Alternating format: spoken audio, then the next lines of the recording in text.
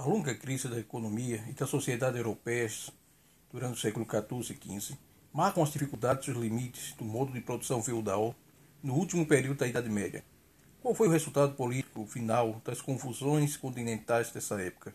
No século XVI, o Estado absolutista emergiu no Ocidente. As monarquias centralizadas da França, Inglaterra e Espanha representavam uma ruptura decisiva com a soberania piramidal e parcelada das formações sociais medievais, com seus sistemas de propriedade e vassalagem. Segundo Engels, declarou-as produto de um equilíbrio de classe entre a antiga nobreza feudal e a nova burguesia urbana. Excepcionalmente, contudo, há períodos em que as classes em luta se equilibram, de tal modo que o poder do Estado, pretenso mediador, adquire momentaneamente um certo grau de autonomia em relação a elas. Assim aconteceu com a monarquia absolutista no século XVII e XVIII, que manteve o equilíbrio entre a nobreza e a classe dos burgueses. A monarquia absolutista introduziram os exércitos regulares, uma burocracia permanente, o sistema tributário nacional, a codificação do direito e os primórdios de um mercado unificado. Todas essas características parecem ser eminentemente capitalistas, uma vez que elas coincidem com o desaparecimento da servidão, uma instituição nuclear do primitivo modo de produção feudal da Europa. Foi nesta época que ocorreu uma súbita e simultânea restauração da autoridade e da unidade políticas.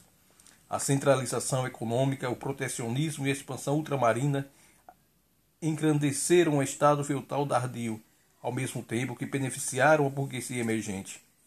O absolutismo também aparece na Europa Oriental.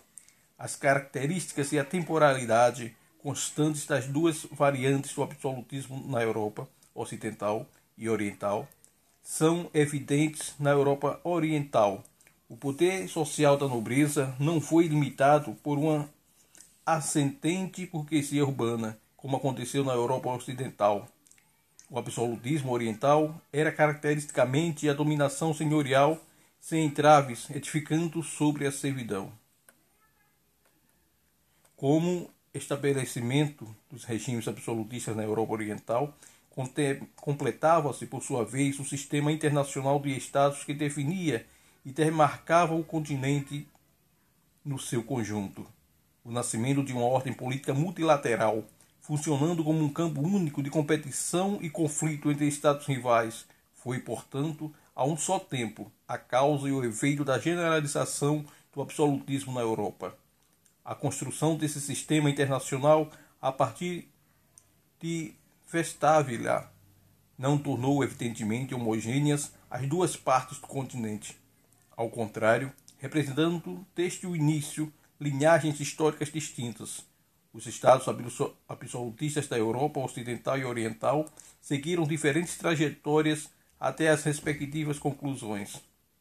No Ocidente, as monarquias espanhola, inglesa e francesa foram derrotadas ou derrubadas por revoluções burguesas a partir de baixo.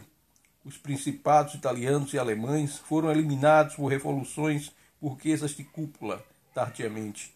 No leste, por outro lado, o Império Russo foi finalmente destruído por uma revolução proletária.